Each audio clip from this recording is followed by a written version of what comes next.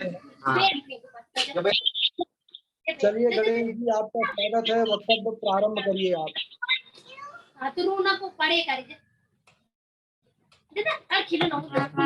शुरू कर रहे हो जी गुरु जी? जी अच्छा।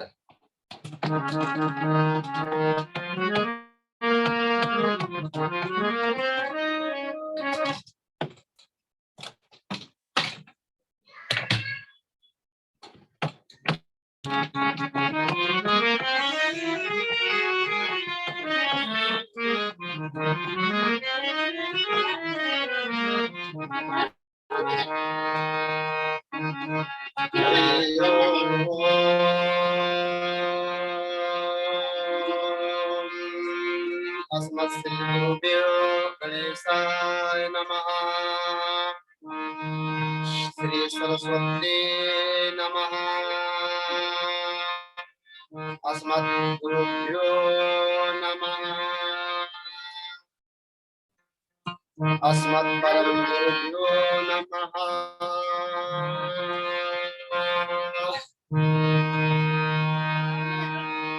श्रीमातृकमलेभ्यो नमः। श्रीमते रामानुजाय नमः।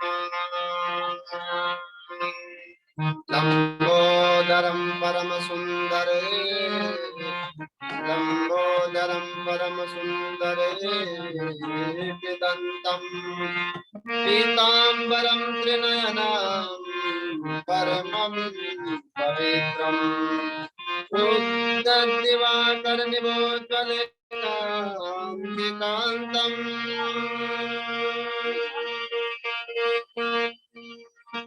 तस्मै नमो सकल विघ्न विनाशनाय।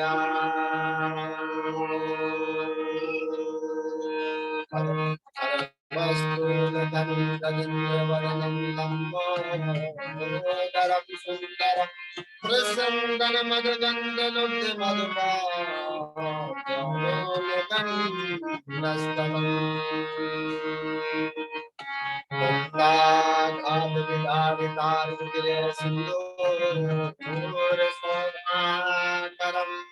वन्दे शैलसुतासुतं गणपति सिद्धिप्रदं कामदम्।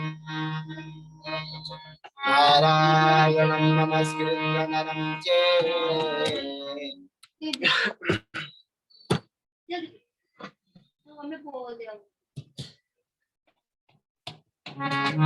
नारायणं नमस्कृत्य नरं चैव नरोत्तमं देवी सरस्वतीं व्यासं जयामुदीरयेत्।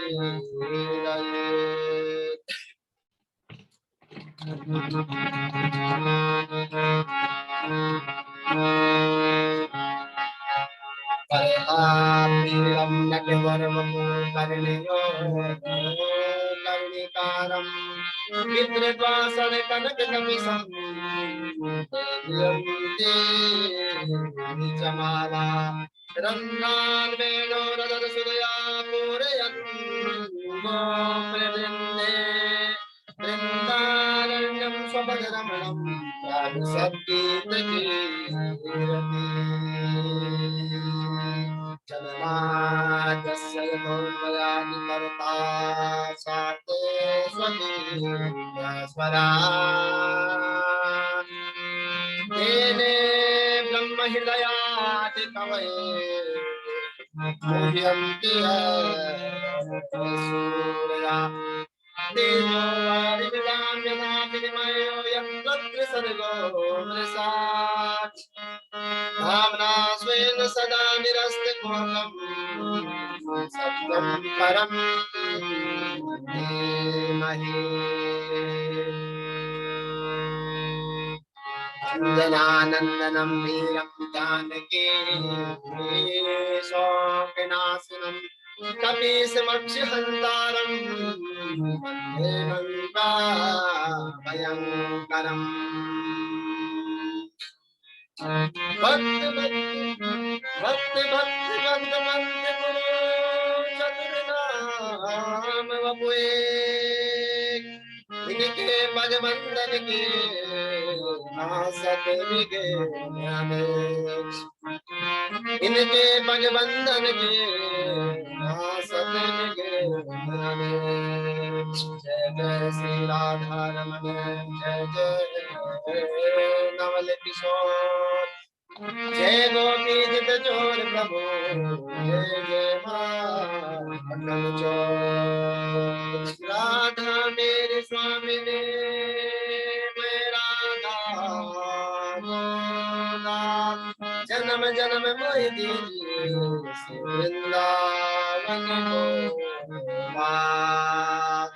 वृंदावन सोवन नहीं नंदग्राम राम सो ग्राम बंसी बट सो भट नहीं श्री कृष्ण नाम सो नाम वृंदावन के वृक्ष को मरण न जाने को डाल डाल और बात में राधे राधे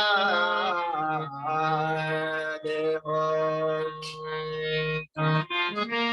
राधा तू बड़े भागिनी कौन तपस्या के तीन लोक कारण तरण सो तेरे राधे तीन लोक तारण तरण सो तेरे राधे बोले भक्तवत्सल भगवान की जय। आइए भगवान नाम संकीर्तन के साथ हम भगवान की जो अमृतमयी स्वर्णमयी जो कथा है उसकी ओर अग्रसित होते हैं। सब लोग मेरे साथ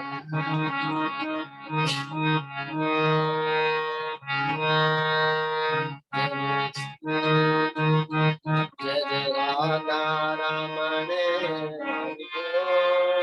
जय जय राधा रमण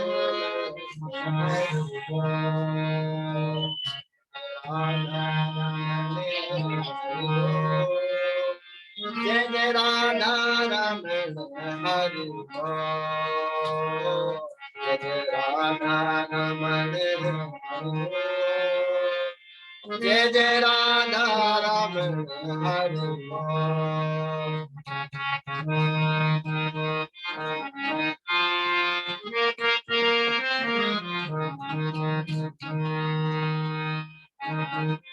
मन तेरा बोले राधे राधे मन तेरा बोले राधे राधे मन तेरा बोले राधे राधे जिह्वा दिल निकले राधे राधे मुख से तेरे निकले राधे राधे जय जय राधा रमण हरि बोल जय जय राधा रमण हरि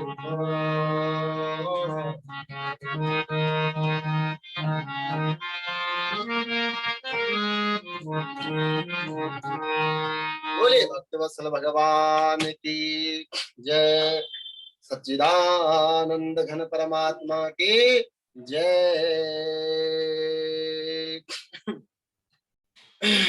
ओम परमात्मने नमः। हरि ओम हरि ओम।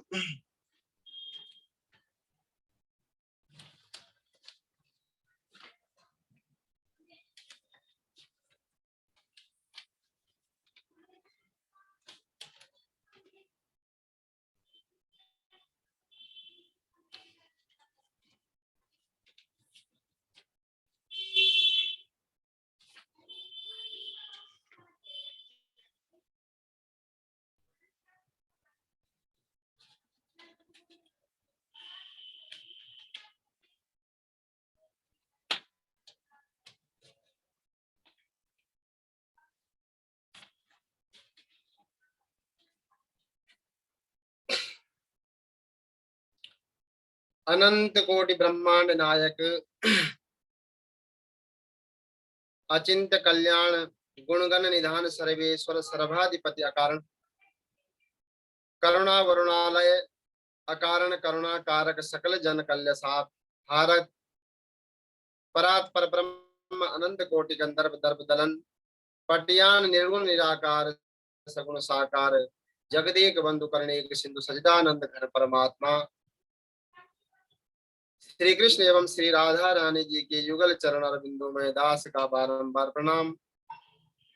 समुपस्थित भगवत भक्त भागवत कथा अनुरागी सज्जनों भक्तिमय मात्र शक्ति भगनी बांधवों सिया राम मैं सब जग जाने करम प्रणाम जोर जुग पानी। सबसे पहले श्रीमद् भागवत रूपी अमृतमय जो कथा है श्रीमद् भागवत जी के चरणों में कोटि कोटि आराधन नमन बंदन प्रणाम करते हुए और आप सभी लोगों सबसे और उसके बाद जो है गुरु जी के चरणों में प्रणाम करते हुए और जो मैप के माध्यम से जितने भी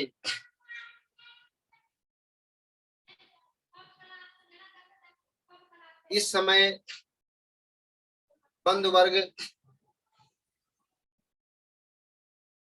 समस्त मित्रों को बड़ों को प्रणाम और सभी बहनों को भी प्रणाम सभी भाइयों को प्रणाम। बड़ा ही सौभाग्य का जो है यह समय है कि हम सब लोग जो है पूज्य गुरु जी के सानिध्य में भगवान की जो नाना प्रकार की कथाएं हैं लीलाएं हैं उनको श्रवण चिंतन मनन करने का जो शुभ अवसर प्राप्त हो रहा है। निश्चित रूप से कहा जाता है कि भाग्योदयेन बहुजन्म समर्जितेन सत्संगमम चलवते पुरुषो यदावे, अर्थात बड़े भाग्य के बाद जो है करोड़ों जन्म जन्मों के बाद जो है यह मानव शरीर हमें प्राप्त होता है और इस मानव शरीर भी हमें यह जो मानव शरीर प्राप्त हुआ है भारत भूमि में प्राप्त हुआ है क्योंकि भारत भूमि में जो है जन्म लेने के लिए देवता लोग भी तरसते हैं और भारत भूमि में जन्म होने के बाद हमें भगवान श्रीमद् भागवत महापुराण कथा का जो रसपान है अमृतमयी जो कथा है इस कथा का जो रसपान है इसको अपने हृदय में ग्रहण करने का जो सुख सौभाग्य प्राप्त हो रहा है। निश्चित रूप से हम सब के जो है जो पुण्य है वह सब उदय हुए हैं। तो पुनः आप सभी को प्रणाम करते हुए नमन बंदन करते हुए गुरु ब्रह्मा गुरु विष्णु गुरुदेवो महेश्वरः गुरु साक्षात परम ब्रह्मा तस्मै श्री गुरुवे नमः। कहते हैं कि गुरु गोविंदाओ खड़े का बोला के पाँव बलिहारी गुरु आपने गोविंदियो बताए। बेटे यहाँ से बोल। तो मित्रों ज्यादा लेक्चर न देते हुए आज आप सभी के सामने मैं अपने छोटे मुख से मैं तो एक अज्ञानी हूँ शायद मुझे इस बात की खुशी हुई है कि आप सभी लोगों के बीच में जुड़कर शायद मुझ ज्ञानी के हृदय में भी दो अज्ञानी के हृदय में भी दो ज्ञान के शब्द पड़े तो मेरा भी कल्याण हो। तो इस प्रकार से मैं आप सबको नतमस्तक होते हुए नमन वंदन करते हुए आप सबके सामने जड़ भरत जी का चरित्र रख रहा हूँ। ऋषभ देव जी के ज्येष्ठ पुत्र, अरे बेटा तू बाहर जा, ऋषभ देव जी के श्रेष्ठ पुत्र ज्येष्ठ पुत्र भरत ने विश्वरूपा की पुत्री पांचजनी से विवाह किया जिससे सुमति आदि 5 पुत्र हुए। भरत जी भगवान के परम भक्त थे। अपनी प्रजा का पालन अपने पुत्रों के समान किया करते थे। जब भरत जी की वृद्धावस्था आई तो अपना राज्य अपने पुत्रों को सौंपकर जो है उलहा आश्रम चले गए। भगवान का भजन करते भजन में इतने तन्मय हो जाते कि पूजा का क्रम ही भूल जाते। एक दिन गंडकी नदी के किनारे पर संध्या वंदन कर रहे थे, संध्या वंदन करने के लिए बैठे हुए थे। उस समय एक गर्भवती मृगी जल पीने आई, जल पीने वहां वहां पर आई। वह जल पी ही रही थी कि उसी समय किसी सिंह ने जो है जोर से गर्जना की। और जैसे ही जो है सिंह ने गर्जना की तो वह जो मृगी है, क्योंकि जो मृगी होती है उसका जो हृदय होता है अत्यंत नाजुक होता है, अत्यंत जो है कोमल होता है और डरपोक होता है। तो जैसे ही सिंह ने गर्जना की जोर की, वह जो मृगी है वो नदी पार जो है छलांग लगा रही थी। उस मृगी का जो गर्भ है, मृगी गर्भवती थी और उस मृगी का जो गर्भ है वह नदी में बहने लगा। वेदना के कारण मृगी का जो है, अत्यंत पीड़ा के कारण उस मृगी का जो है प्राणांत हो गया। और ये जो दृश्य है, यह जो दृश्य है, इस दृश्य को देख रहे हैं भरत जी, क्योंकि भरत जी एक संत आत्मा है, महासंत महापुरुष हैं। और संत महापुरुषों से जो है इस प्रकार का जो कृत्य है वह देखा नहीं जा सकता। भरत जी के मन में कहीं ना कहीं, बेटा मैं यहाँ पे कर रहा हूँ बेटा, भरत जी के मन में वेदना हुई, पीड़ा हुई। और क्योंकि भरत जी संत थे, वह उस मृग शिशु को मरते हुए नहीं देख सकते थे। उन्होंने उसको बचाने के लिए नदी में छलांग लगा दी। और छलांग लगा दी तो उस मृग शिशु को बाहर निकाला और सोचने लगे यदि मैं इस मृग शिशु को अगर यहीं पे छोड़ देता हूँ तो जंगली जानवर इत्यादि सिंह प्राणी जो है इसका भक्षण कर देंगे, इसका जो है प्राणांत कर देंगे। सोचने लगे तो वह इसे जो है मार डालेंगे, इसलिए उसे आश्रम में ले आए। उसके लिए हरी हरी घास लाते, जब कहीं भी जाते तो उसे अपने कंधे पे जो है बिठा कर ले जाते, साथ ले जाते। उस मृग शिशु में इतना आसक्त हो गए कि पूजा पाठ का जो है क्रम ही भूल गए। 200 माला करते थे प्रतिदिन, जो है उन्होंने 200 माला करने का नियम बना रखा था। लेकिन नियम जो है उनका जो है टूटते टूटते वो जो है 2 माले पे आ गया। आए थे हरि भजन को, ओटन लगे कपास। एक दिन जब वह मृग शिशु कहीं चला गया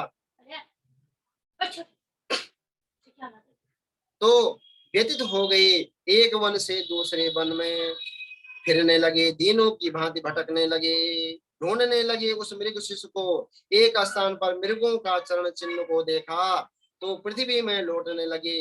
इसी समय सायंकाल हो गया, पूर्व दिशा से जो है पूर्ण चंद्र उदय हुआ। चंद्र में मृग के समान काले निशान को देखा तो चंद्रदेव से कहने लगे, उनसे प्रार्थना करने लगे कि हे चंद्रदेव, तुमने मेरे प्यारे मृग शिशु की रक्षा की है, मैं तुम्हें जो है अनेक वरदान प्रदान करता हूँ। तो उसी समय जो है वह जो मृग शिशु है वह लौट कर आ गया। उसे देखते ही भरत जी उसको हृदय से लगा लेते हैं। कहने लगे, बेटा तुम कहाँ चले गए, अब कभी भी मुझको छोड़कर जो है तुम मत जाना। जब अब कभी जो है मृग शिशु उनकी कमर पीछे से खुजलाने लगता तो कहते उस इतना आसक्त हो गए कि 2 माला करते थे वो 2 माला भी भूल गए। और उसी में जो है आशा, उसी के बारे में सोचने लगे।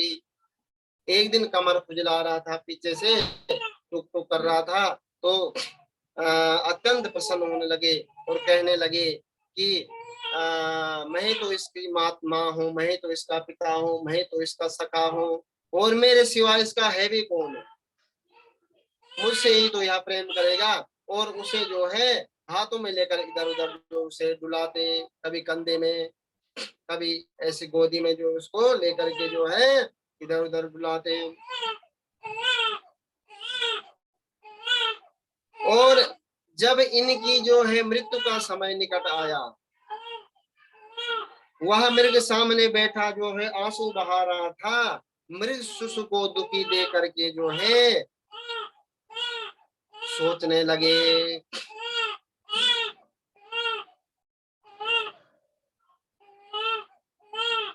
मेरे मरने के बाद जो है इसका क्या होगा, इसको इसका लालन पालन कौन करेगा, इसकी देख रेख कौन करेगा। उसी के बारे में जो है जब प्राण निकल रहे थे तो उसी के बारे में सोचने लगे।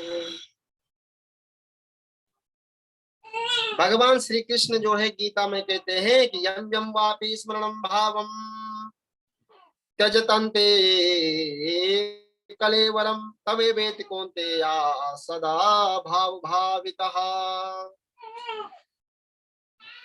अपने अंतिम समय में जो मनुष्य जिसका स्मरण करता है वो करके स्मरण करके मरता है, वह अपना शरीर त्यागता है, वह अगले जन्म में जो उसी योनि को प्राप्त करता है। भरत जी मृग का स्मरण करके जो है मरे हैं, तो इसलिए अगला जन्म मृग योनि में हुआ। परंतु भजन का इतना प्रभाव था कि पूर्व जन्म का सारा स्मरण था उन्हें, पूर्व जन्म की सारी स्मृति याद रही बनी हुई थी। अब भरत जी संग से आसक्ति से बहुत डरते थे, किसी का संग नहीं करते थे। ये सब चुप करो वाली करते थे, संग से जो है डरते थे, किसी का अपनों का भी संग नहीं करते थे, किसी यारों मित्रों के साथ जो है सबके संग से जो है छोटे बड़ों के संग से डरते थे। अपने आप में ही जो है मस्त रहते थे, क्योंकि उन्हें कहीं ना कहीं ऐसा डर रहता था कि कहीं जो है इस संसार में जो है आसक्त ना हो जाऊं। सभी साथियों का संग भी त्याग दिया, अकेले कालिंजर पर्वत पर चले गए। वहां सूखी सूखी सूखी घास खाते और काल की प्रतीक्षा करने लगे। इनकी मृत्यु का जब समय निकट आया तो गंडकी नदी में अपने शरीर का त्याग कर दिया। अगला जन्म आंगिरस गोत्रीय ब्राह्मण के यहाँ हुआ, जो वेद वेदांत में निषाद थे, जिनकी पहली पत्नी से 9 संतानें हुई और दूसरी पत्नी से भाटरथ जी तथा एक कन्या का जन्म हुआ। पिछले दोनों जन्मों का इन्हें स्मरण था, इसलिए यह जड़ अंधे बहरे के समान रहते, परंतु पिता का अन्य पुत्रों के समान जो है इनसे भी प्रेम था।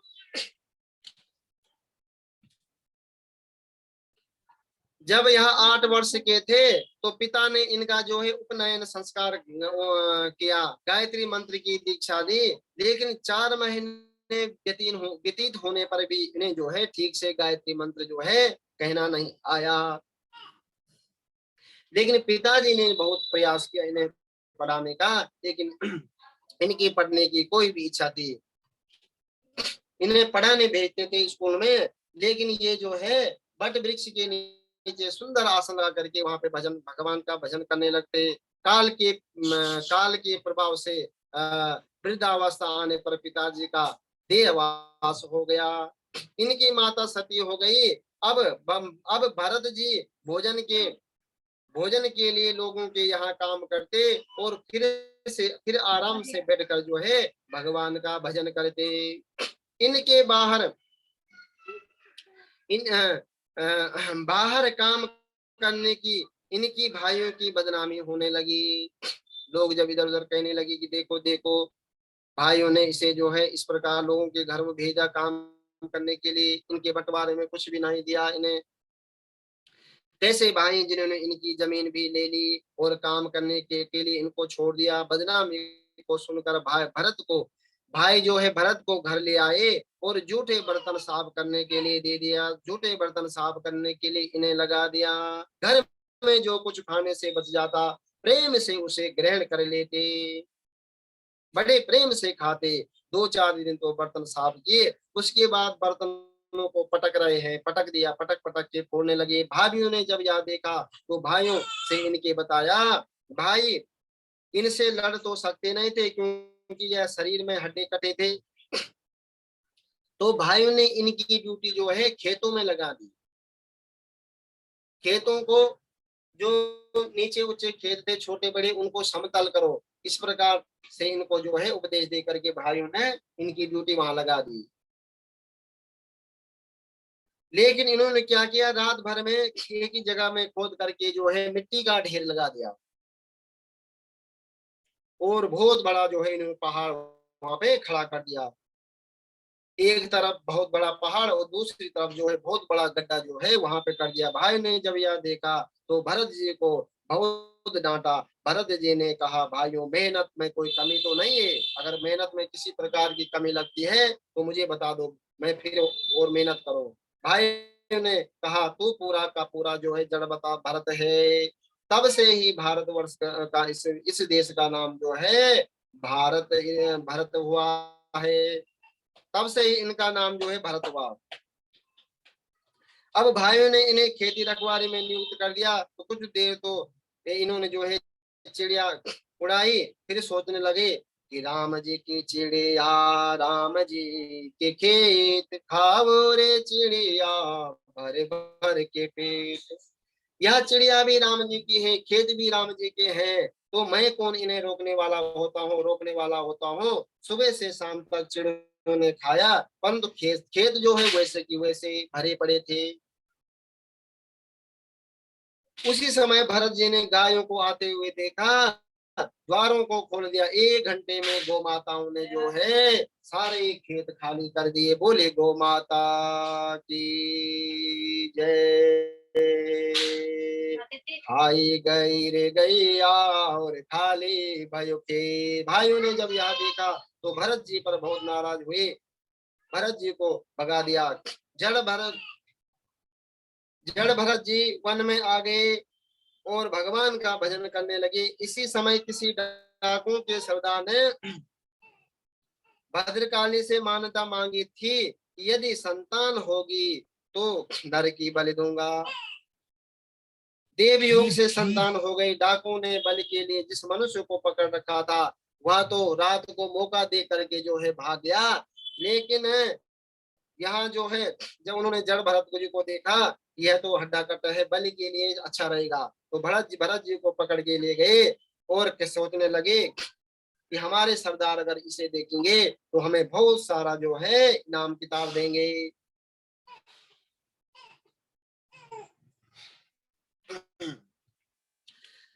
अपने साथ जड़ भरत जी को ले गए, उन्हें स्नान कराया, वस्त्र पहनाए, स्वादिष्ट भोजन कराए। प्रातः काल शोभा यात्रा निकली। शोभा यात्रा में नाचते हुए भरत आगे आगे चल रहे थे। ब्रह्म ज्ञानी महापुरुष थे, क्योंकि उन्हें अपने शरीर से जो है किसी प्रकार की आसक्ति नहीं थी, क्योंकि वह जो आत्मा में ही लीन रहते थे।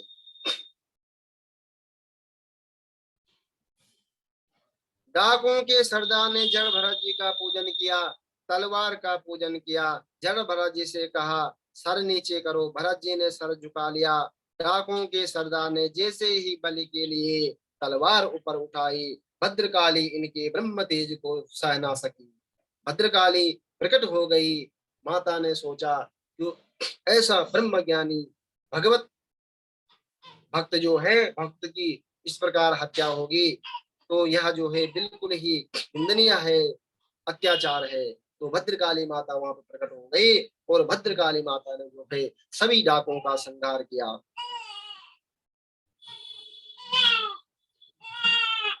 जब भरत जी ने देखा कि शोरगुल, अब शोरगुल जो है सब बंद है, शोर नहीं हो रहा है, तो उन्होंने अपना सिर ऊपर उठाया। मरे हुए डाकुओं को देखा तो वहां से चले गए। यहाँ सिंधु सेविया देश का राजा राहुगण सत्संग के लिए पालकी में सवार होकर जो है कपिल भगवान के आश्रम में भगवान के पास आ जा रहा था। मार्ग में उनका एक कहार बीमार पड़ गया। सेवक जब दूसरा कहार ढूंढने लगे तो भरत जी दिखाई दिए। उनसे कहा, तुम राजा की प्रजा हो और तुम्हारा धर्म क्या है, राजा की सेवा करना है। प्रजा का धर्म राजा की सेवा करना है। इसलिए जबरदस्ती उनको जो है पालकी ढोने में लगा दिया। जड़ जी ने पृथ्वी में चलते हुए कीड़ों को देखा तो एकदम रुक गए, जिससे सारे कहार आपस में टकरा गए। राजा ने कहा, सेवकों पालकी ठीक से चलाओ, मुझे कष्ट हो रहा है। अन्य सेवकों ने कहा, महाराज इसमें हमारा कोई दोष नहीं है, यह जो नया काहार लगा हुआ है इसको ही ठीक से चलना नहीं आ रहा है। रघुगण जब भरत को देखा तो आपे करते हुए कहने लगा, अरे भैया बड़े कष्ट की बात है, तुम बड़े दूर से अकेले ही पालकी ढो रहे हो, पालकी उठाकर चले आ रहे हो, थक गए होंगे, तुम्हारा शरीर भी बड़ा दुबला पतला है, ऊपर से वृद्धावस्था ने वैसे ही तुम्हें घेर रखा है। इस प्रकार अनेकों उपहास किए परंतु जड़ भरत जी ने कुछ भी नहीं कहा, पालकी उठा के जो है चलते रहे। कुछ देर पश्चात जैसे ही पैरों के सामने चींटियों की कतार को देखा तो छलांग लगा दी। रहुगण का सिर पालकी के छत पर जाकर टकरा। अत्यंत क्रोधित होकर राहुगण कहने लगा, तुम त्वं जीव मृत्यु मां कदर्ति कृत्या भर्तो शासन मत चरसि प्रमतः सतते करोमि चिकित्सां दंडपाणिरिव। दुष्ट तुम जीते जी जो है मुर्दे के सम्मान हो, जो मेरी आज्ञा की अवहेलना कर रहे हो, मैं यमराज के समान तुम्हारी चिकित्सा कर दूंगा। रहुगण के इन वचनों को सुनकर आज जो है कई उपहास, जब रहुगण ने कई प्रकार की वचन अपशब्द उनको जब सुनाए तो आज भरत जी को रहुगण पर दया आ गई और जर भरत जी के हृदय में रहुगण के प्रति कृपा का भाव जो है उत्पन्न हो गया। और यह रहुगण जो है पूर्व जन्म में जो मृग था जिससे भरत जी आसक्त हुए थे वही है, जो रहुगण है वही मृग है। भरत जी अपने कंधे पर उठाकर चलते थे आज रहुगण के कल्याण के लिए। श्री जल भरत जी ने बोलना प्रारंभ किया, वयोदितम व्यक्तमपि प्रलब्धम भरतो समेशाद्यवीर भारः गर्तुं यदि स्यादधिगम्यमध्वा पीबेति रासो न विदा प्रवादः। राजन तुम्हारा कहना सत्य है परंतु अगर राजन तुम्हारा कहना सत्य है परंतु यदि भार नाम की अगर कोई चीज है तो वहां ढोने वाले के लिए होगी, अगर रास्ता है तो वहां चलने वाले के लिए होगा। मोटा होना पतला, और तुमने कहा कि मोटा होना पतला होना उत्पन्न होना मरना सब यह तो शरीर के धर्म है, आत्मा का इनसे कोई संबंध नहीं होता।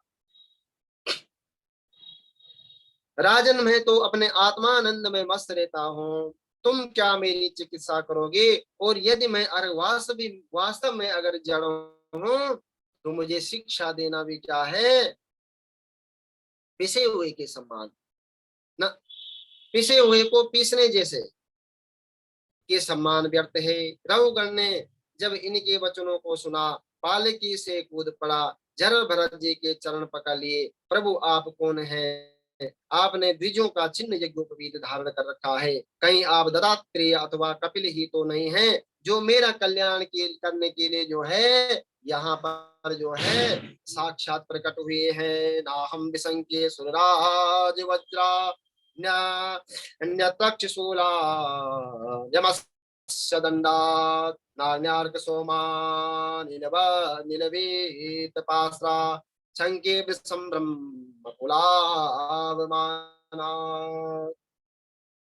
यहाँ पे रावण क्या कह रहा है कि मैं इंद्र के ब्रज से ना डरूं, शिव के त्रिशूल से भी ना डरूं, हाँ दो दो हाथ कर दूंगा उनसे भी, यमराज के दंड को और अग्नि सोम आदि देवताओं के अस्त्र शस्त्रों से भी नहीं डरता हूं, इन सब का मुझे कोई डर नहीं है, परंतु ब्राह्मण कुल के अपमान से जो है मुझे बहुत डर लगता है। ब्राह्मण आपने जो यह बताया,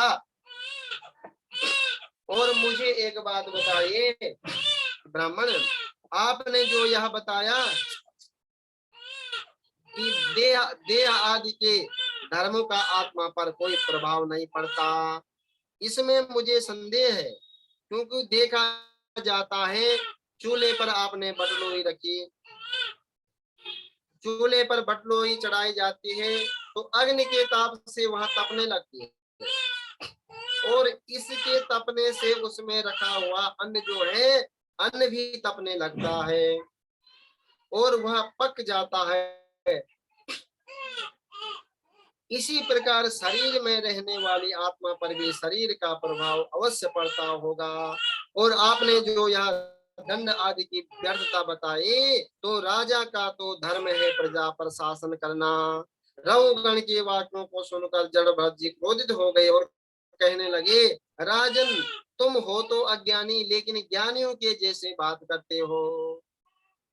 आत्मा तो अजर है, अमर है, नश्वर है, यह तो सब पदार्थ है। रघुगण, तुमने जिन चीजों की बात की है, यह सब तो पदार्थ दिखने वाले पदार्थ है। यह सब तो दिखे जा सकते हैं, चूल्हा दिखा जाता है, बटलोई, आग और जो अन्न है, यह सब देखने वाले पदार्थ है। लेकिन इनकी जो तुलना है, आत्मा से किस प्रकार इनकी तुलना हो सकती है? क्योंकि आत्मा, जब कोई व्यक्ति मरता है, तो कब उसकी आत्मा चली जाती है, उसी ने देखी थोड़ी है, कोई देख सकता आत्मा को जल भिगो नहीं सकता, अग्नि उसे जला नहीं सकती।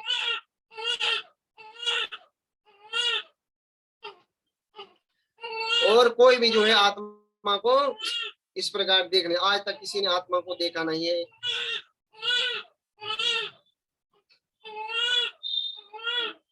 तो इस प्रकार से जो है, तुम और राजन, तुम हो तो अज्ञानी, लेकिन ज्ञानियों के जैसी बात करते हो और आत्मा से इन सब पदार्थों की तुलना करते हो। ज्ञानियों के समान तर्क वितर्क की बात कर रहे हो। तत्व ज्ञानी महापुरुष इस प्रकार के लौकिक व्यवहार को तत्व विचार के समय सत्य रूप से स्वीकार नहीं करते। यदि लौकिक व्यवहार से देखा जाए तो जैसे चावल पक जाते हैं, वैसे ही चावलों के साथ जो कंकड़ होते हैं वो क्यों नहीं पकते। और राहुगण, तुम अपने आप को राजा कहते हो। रंजते प्रजा इति राजा, जो प्रजा का पालन करे, प्रजा की सेवा करे, प्रजा के सुख दुख में खड़ा हो, प्रजा की पीड़ा में पीड़ा को